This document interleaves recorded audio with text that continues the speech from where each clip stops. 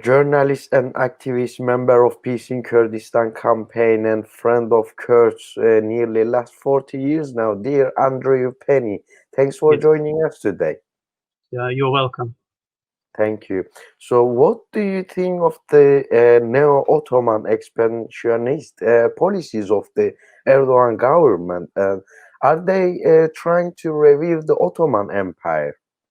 Well, it certainly looks like that. If you see what they've done, they've invaded Syria, not only Rojava, in Idlib, and when they go in, they've been in Afrin. They've established their own system. They've started to use Turkish lira, but it's not just in Syria. In places like Kosovo and Albania, they're financing mosques, encouraging mosques there to send children to mosques in Istanbul to be brainwashed to make them more supportive of Turkey. And I've been in Albania, Bulgaria, Kosovo, and these places recently. And that's what the Turks are doing, trying to, it seems, extend their influence over the old Ottoman territories. And it's in Turkey, lots of people think that the Treaty of Lausanne is only for 100 years. In 1923, it will end, even though this is not the case according to international law.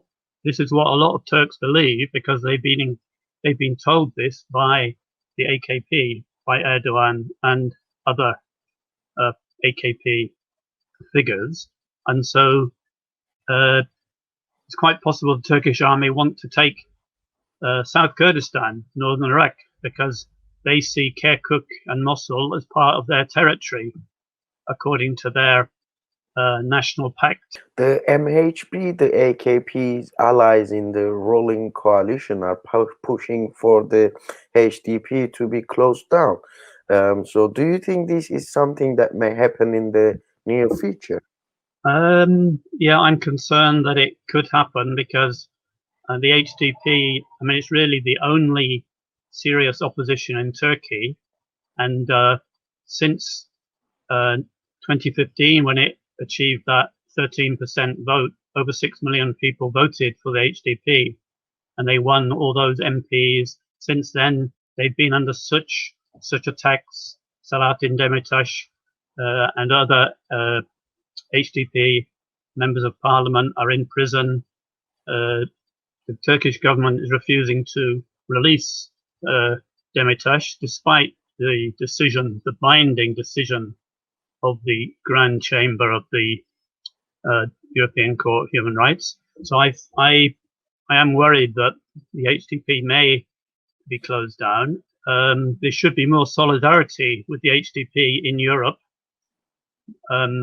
This is necessary because you see EU, the European Union, still talking to Turkey as if Turkey has any intention of joining the EU, and as if the EU would accept it as a member. It seems to be a farce that they should even talk to Turkey. I think the EU should boycott Turkey, suspend all talks with seeing what Erdogan has done in Syria, in Cyprus, etc. What is your comments about Turkish regime and Erdogan's aggression against Kurds in the borders and over the borders as well? Well, this is the Turkish policy ever since the Republic was established. If you go back to the revolts of the 1920s, and then in around Ararat 1930, the Dersim genocide, and then all the depopulation of Kurdistan at that time in the 30s, and then in the 90s, we remember when thousands of villages were destroyed and the people forced to leave. The Turkish state mentality does not recognize a separate Kurdish status. They don't want the Kurds to have any rights at all. If the Kurdish library was recently destroyed in Siirt, any expression of Kurdish cultural identity is just crushed.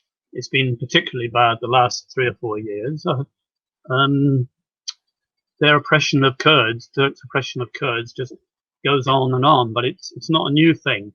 You can go right back to 1923.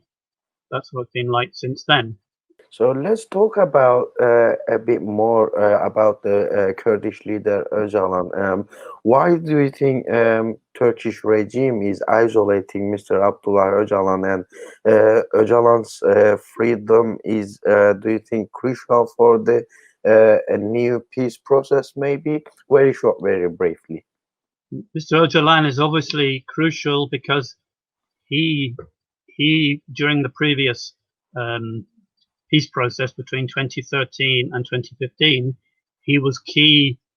People were going to speak to him from the Turkish government and from the HDP, the Kurdish MPs, and they then went down to South Kurdistan to meet leaders of the PKK there.